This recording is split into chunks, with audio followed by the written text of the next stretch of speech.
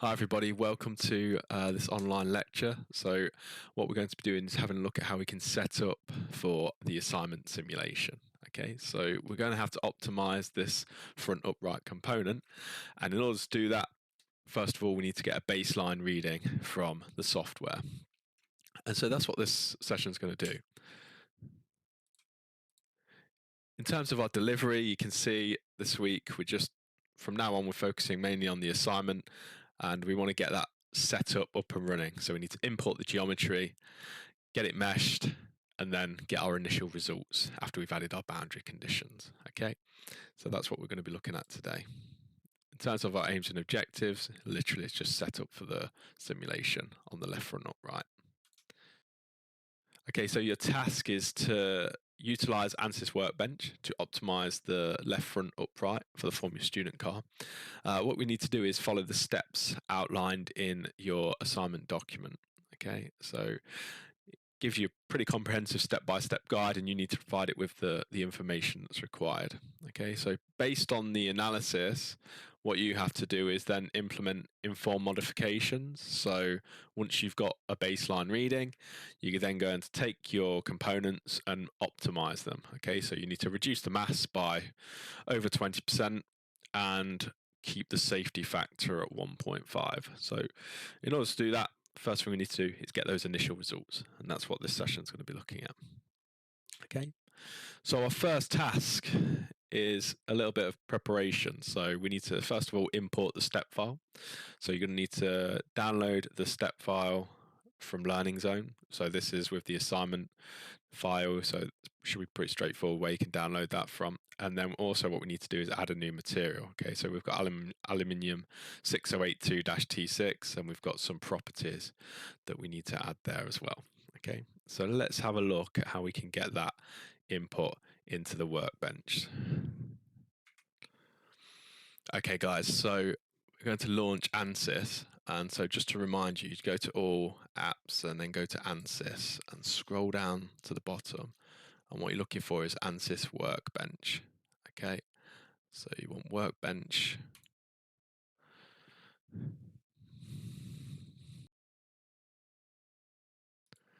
Okay, so I've got Workbench loaded up now, and what I'm going to do is add in a static structural analysis. Okay, so if I go to static structural, just here, I'm going to drag that in and pop that in place. Okay, so the first thing that I want to do actually is add in my material properties. So I'm going to double click on engineering data.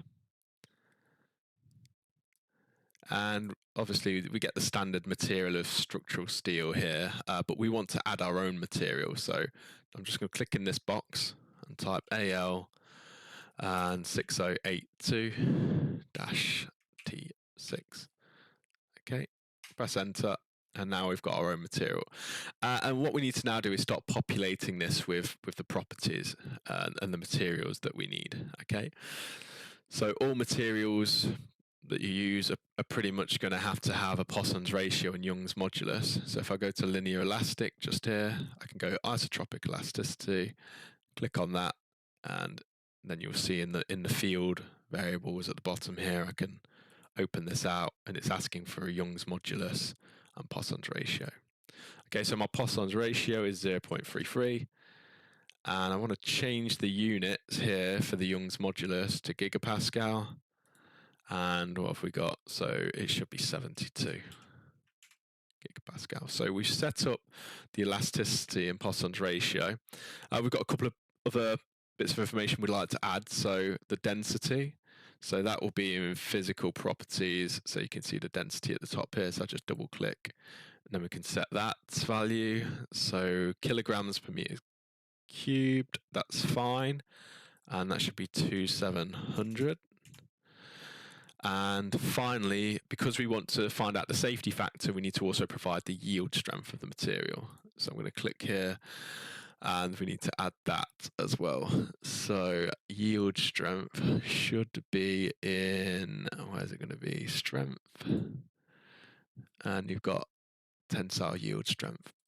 Just double click there. You can see we've got the yield strength value now. Let's change that to megapascal. And this value needs to be 260. Okay, so that material is now set up. And we can leave this engineering data tab, so we can just exit until we've got that material added. Now we need to add our geometry. Okay, so I'm going to right click here and go import geometry, browse, and I actually have it in my downloads, so I can see I have my step file just there. I'm going to click open. So I've got the step file attached, and just to check that that's all working, we're going to launch ANSYS Mechanical. So I'm going to right click and go edit. Okay, so I've got Mechanical loaded up now, and it's pretty clear that the geometry has loaded in as expected. So if I open up the geometry import section here, you can see I've got, that's the imported geometry. And then if I click on the geometry, I've got two parts. So I've got the main upright, and I've got the upper bracket that's attaching to it. Okay, so that's all set. Let's make sure we get the material set for these, right? So if you click on the geometry here, you can see if I scroll down the bottom, we've got material assignment just here. I'm going to click on static structural, but I'm going to change that to the aluminium that we've just defined. And we'll do the same for the upper bracket as well. So we click on it, come down to assignment, and change that to aluminium. Okay, so we've got our models imported and we've got the materials set up correctly. Let's head back over to the slides and see how we can work out what the boundary conditions are required for this simulation.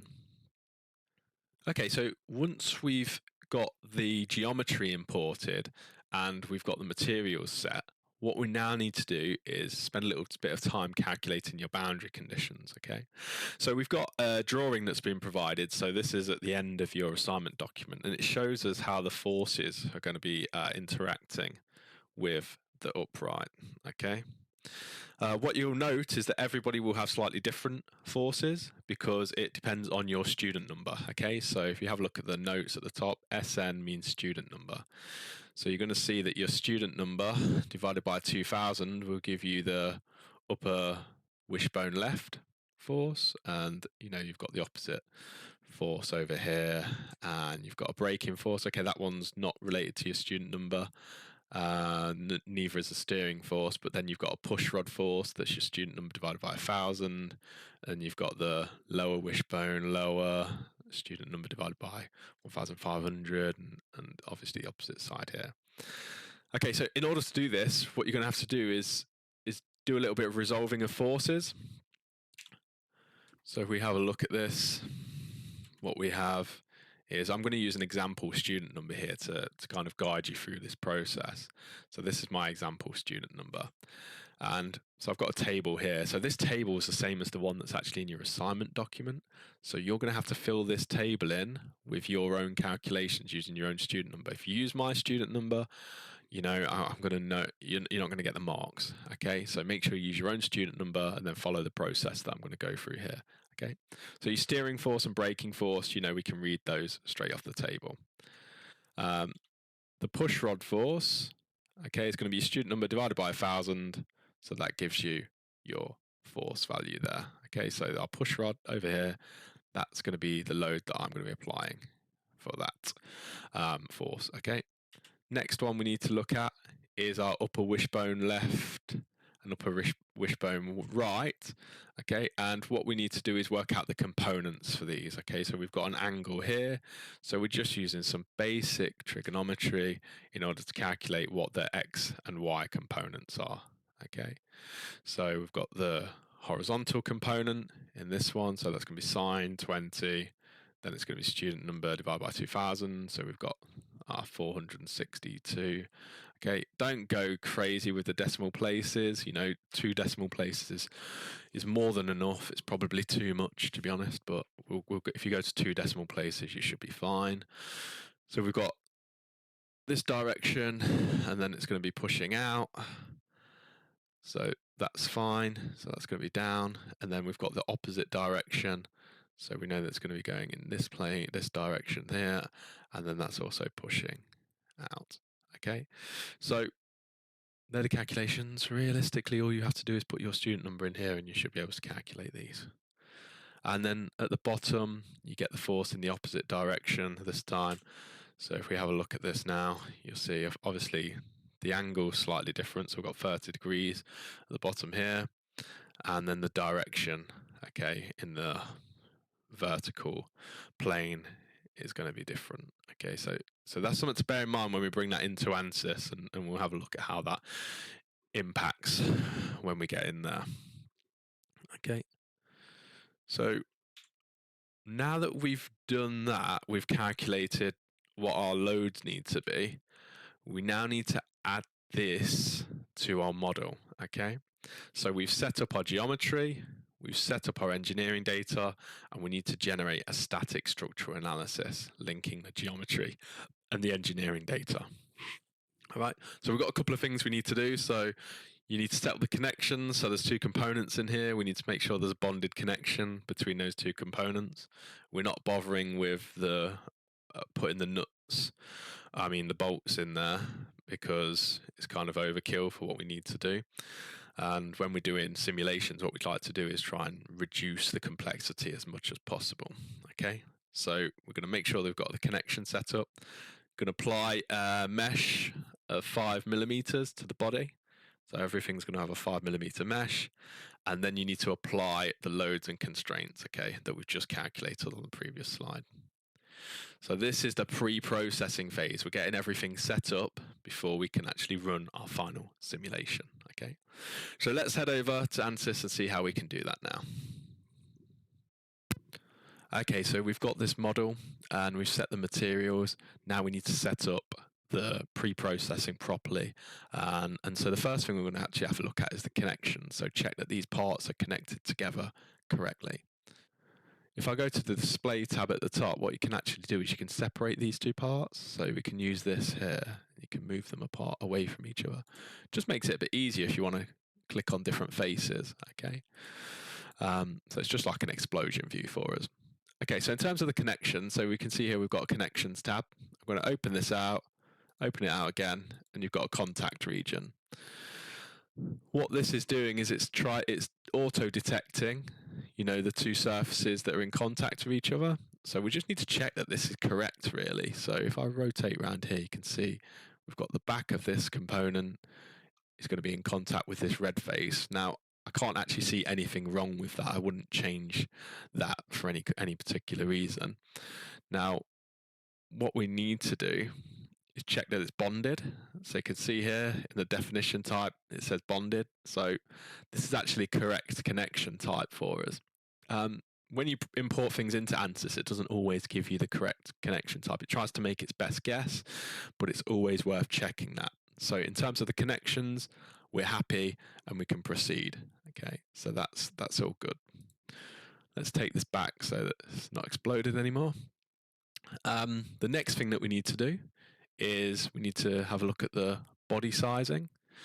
So we're going to click on the mesh and we'll get a contextual panel at the top here. So this is our meshing panel. And we need to apply a body sizing of 5mm. Okay, so let's just generate the initial mesh to see what that looks like. So I'm going to click generate. And we've got a default mesh here. All right, it's a bit too coarse for what we need. So we're going to override the parameters. We're going to go on sizing. And we're going to select the filter here for body. We're going to click on the first body. We're going to press Control, click on the second body. And then in the geometry panel down here, I'm going to click apply. And you can see the element size. Okay, so at the minute the units are in meters. Let's change this. So if I come down to the bottom here, we can change these units to millimeters. And so it's a bit easier to deal with. So at the moment you can see it's 12. We're going to change that to 5. Okay, and then we're just going to click update on the mesh. Okay, so if we click on mesh now, you can see we've got a much finer mesh. It's capturing the geometry better. And should be a bit easier for us to deal with. All right, so that's our mesh set up.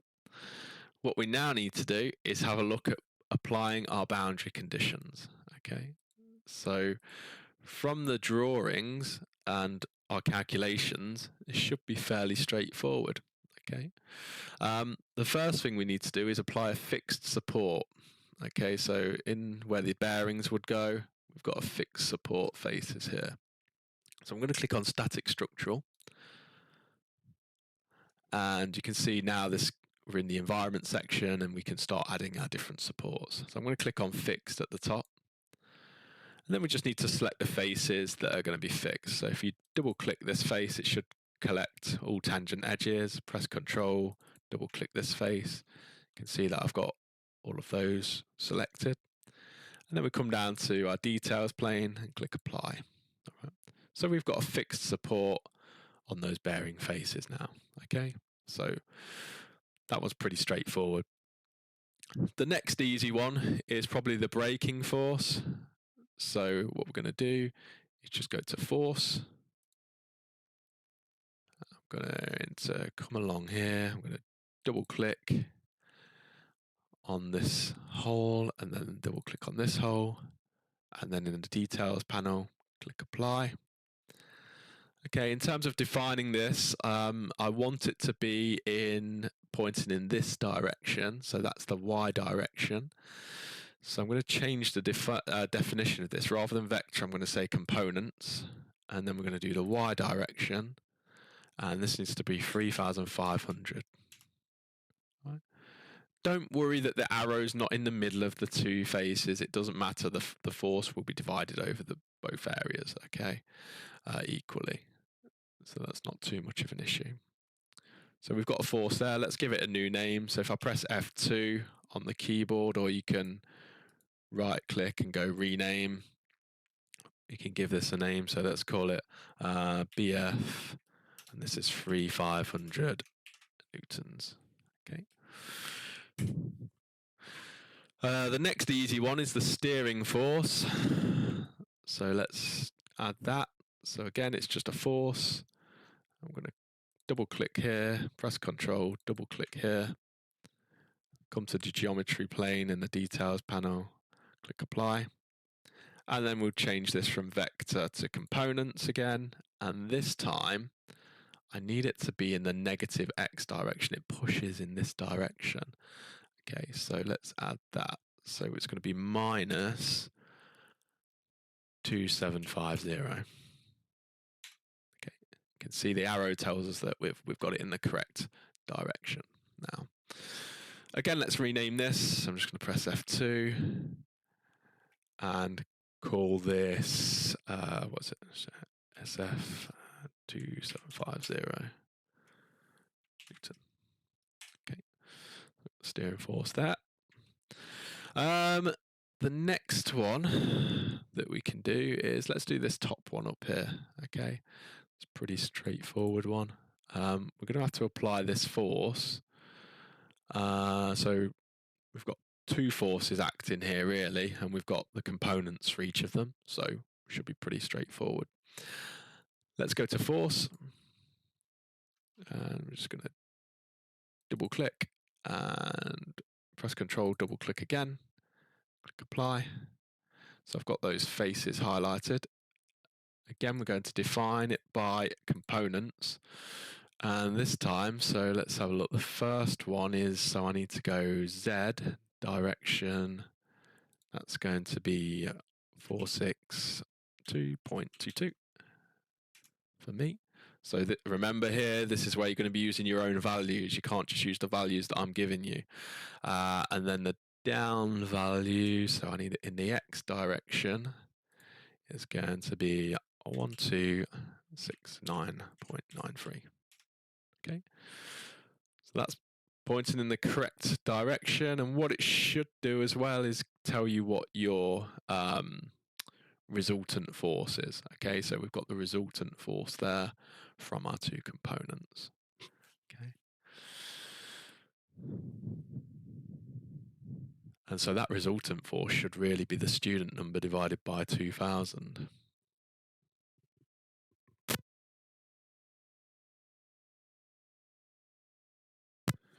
And that's what you find. So if you do divide your student number by 2000, that's what you should get here.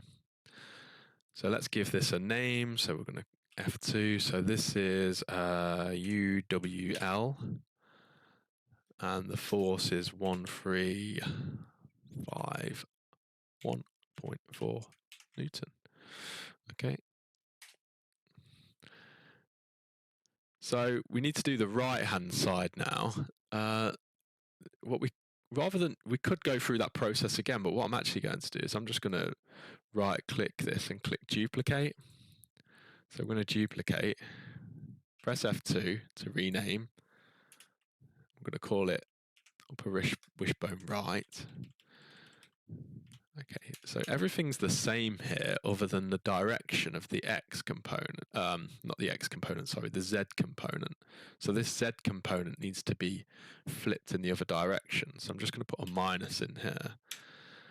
And you can see I've got that flipped in a direction now. Everything else is the same. So it's a bit quicker. You can do it from scratch, but I like to save time where we can. Okay, so we've got our left and right. Okay, we need to repeat this process at the bottom. So we'll go force, control, double click, click apply, and then we're going to change it again to components. So what are our components for this one? So so which one shall we do first? Let's do LWL. Okay, so that means that it's going to be minus Z direction. It's going to be minus 900.95. And the X direction is actually minus X, this one, because it's pushing in. So this is going to be minus 1560.49. Okay. Yeah, that's good. I'm going to rename this. So what's this? LWL. And our force is 1801.9 Newton. Again, that should be a student number divided by 1,500.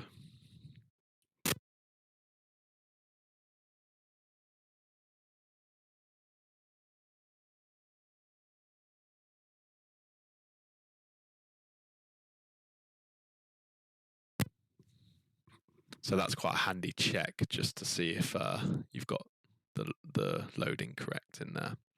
I'm just going to do what I did before. So I'm going to right click this and go duplicate, press F2 to rename it.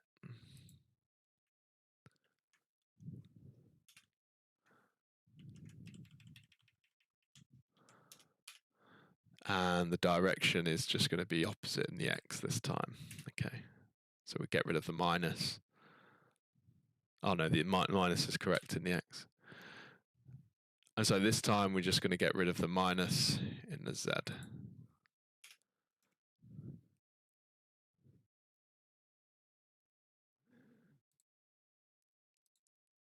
There we go. Press enter. Just check that. So we've got left, right. Perfect. Okay, so for the final one, for the push rod, and we could do a resolving of the forces in order to calculate this, but I'm going to show you a different way to do it. And to do this, we can use coordinate systems, okay? So we've got one coordinate system at the minute, that's the global coordinate system. Okay, we can see that on the screen here. We can add other coordinate systems, okay? So if I click on there, click on coordinate system, right click, go insert coordinate system.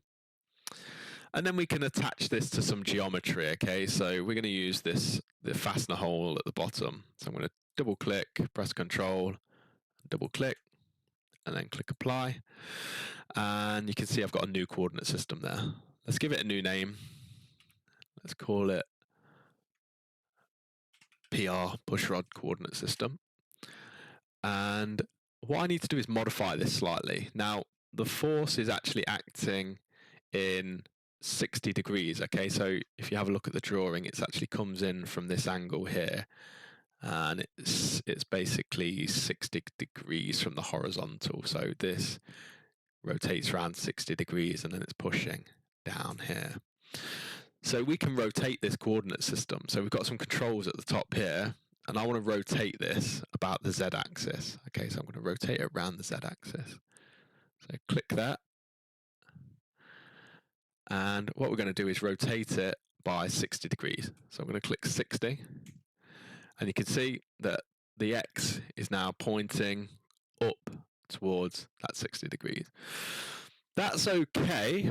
But it would mean that I have to put a minus value in here in order to get the force in the right direction, which we can do. But you can also flip the X direction. So if I click flip X direction, see now it's pointing in the orientation I need.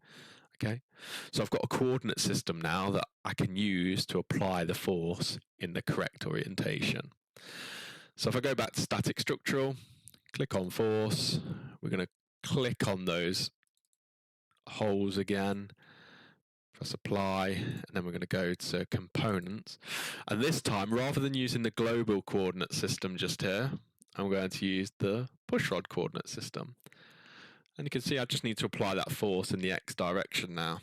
Okay, so that's 2702.85.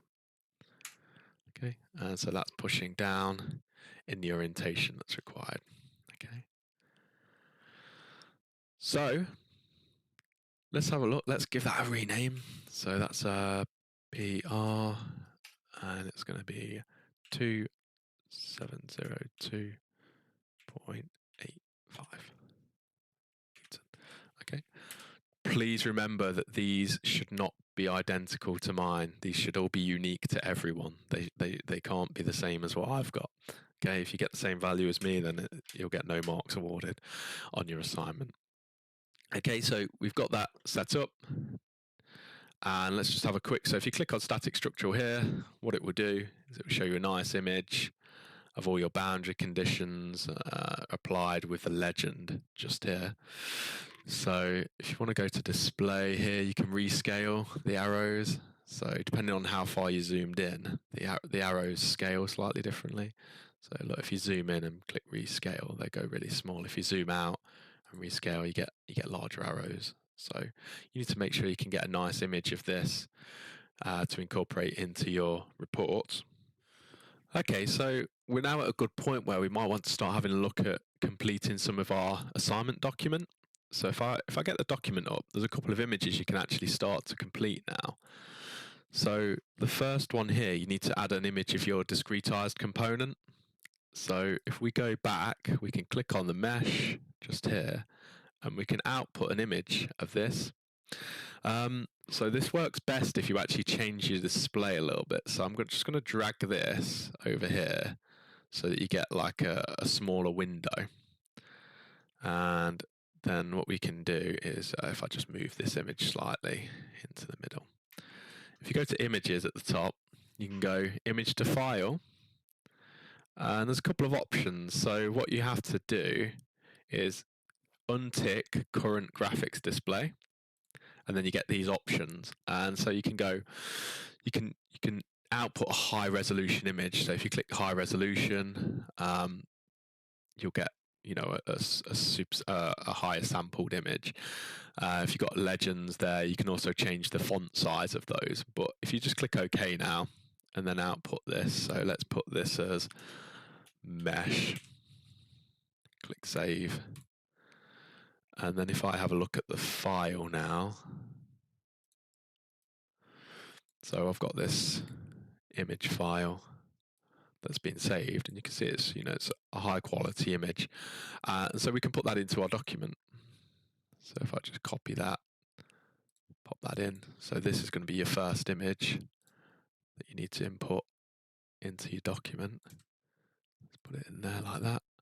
So there's your first image, discretized component with body size meshing. You need to obviously add in your calculations in this section. But the next one is the load boundary conditions applied to the component. So if we go back into here and we go on to static structural, let's output this image. I'm just going to move it across slightly because this is going to increase in size.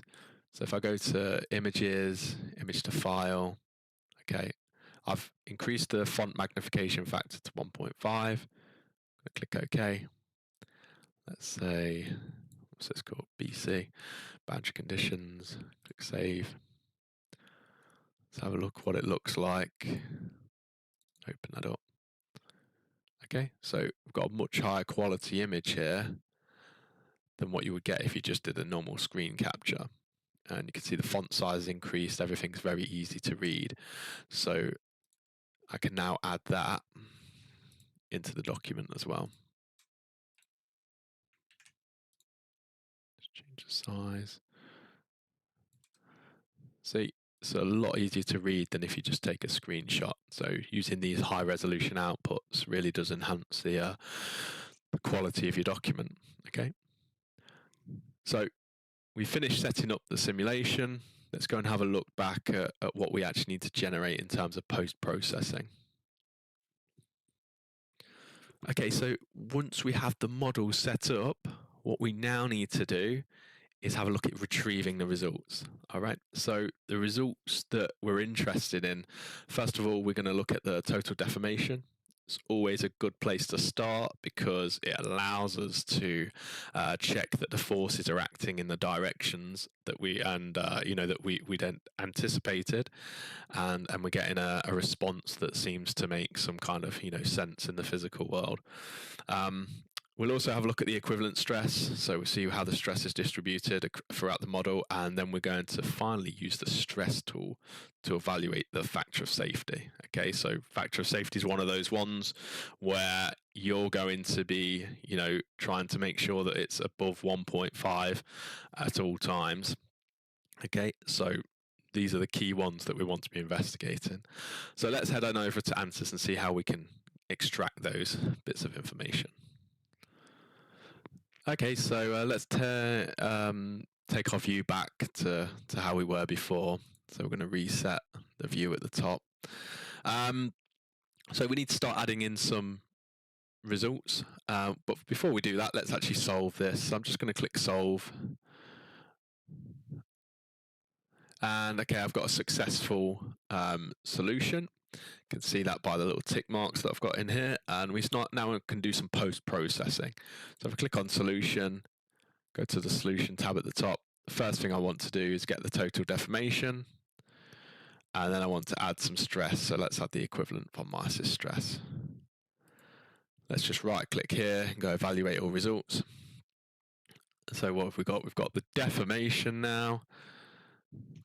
Let's play that. Let's see. Is everything moving how we'd expect it to be moving? They are. We can change the way that it scales the value, so we can have more exaggeration to the results if we want. Less if you just want to see the true scale. You can see the true scale. Look, in reality, it's only moving by 0.2 millimeters, so it's not a huge amount of deflection there. And in terms of the stress, are we getting high stress where we'd expect? I think so. Most of the forces around this bottom section, through the steering arms as well. A bit of braking force there. Not, the top's quite chunky, so you're not getting too much around the top area. Okay. You can see we're well below the yield point for the material, so the yield point's 260, and so we're quite far below that. So let's have a look at getting the safety factor now. So if we right-click on equivalent stress, go Insert, Stress Tool, Max Equivalent Stress, and what we now need to do is click. You'll see you've got safety factor. If you open this up, you can right-click, go Retrieve this result. Okay, and so this is showing us our safety factor value, and it's clear, we're 1.75 here, which is, we're above the target. So as long as you're above the target, that's great. So it's a good starting point. But what we can see is we've got lots of area where the safety factor is very high. So you've got a lot of scope in order to be able to improve this, so you can reduce the mass of this component. Okay. If you want to find out what your starting mass is, it's quite straightforward. You can just go to the geometry at the top here, and you go to statistics, and you've got actually properties. Sorry, if you go to properties and this tab at the bottom, it tells you the starting mass, so it's 0.727. Okay, and then you can find out what it is for the bracket as well. if you're interested in that. Okay, but in terms of what we need to put into our document, let's go back and have a look. So in step 8, you need to have a stress contour plot of the left front upright in A, along with the factor of safety plot in B. Okay, so let's output those images. Let's change the display. So we want the equivalent stress. So let's just move this over. Control, let's get it. Hopefully we'll get a nice output with that. Go home, images, image to file. Okay, so this one is, what's this? Equivalent stress. See how that looks. It's a good image. Okay, so it looks like it's set up quite nicely there. Then we'll go to safety factor and we'll do the same thing. We'll go images, image to file. And then we've got the safety factor, isn't it? So we'll call it safety factor. SF is fine. Okay, let's just have a quick check that one's okay as well. Yeah, another good image. You can clearly see what's going on there. So let's close this down. So just remember that every single one of these is going to be unique. So everyone's going to have slightly different results here. There we go. There's one image. Let's put in there, and let's have the other one. So safety. Make sure you get these the right way round as well. So A is for safety factor and for the equivalent stress, and B is for the safety factor.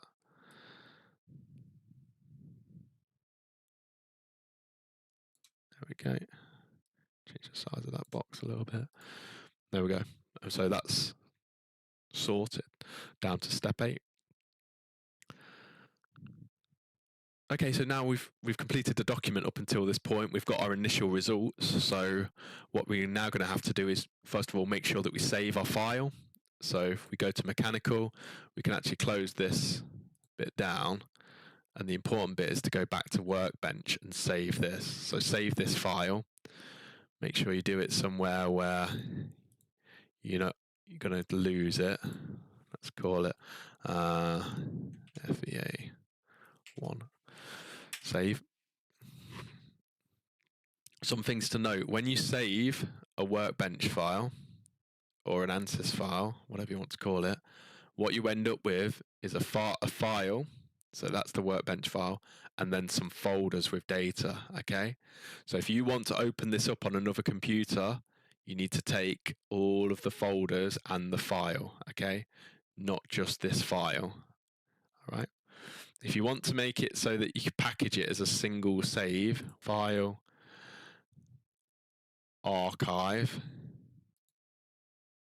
and then it saves it as an archive file. And if you click save now, import, add everything into it, click archive.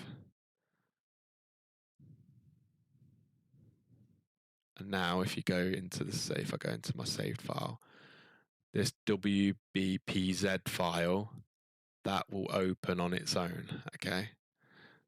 So you just need to be mindful, making sure that you save it in the correct format.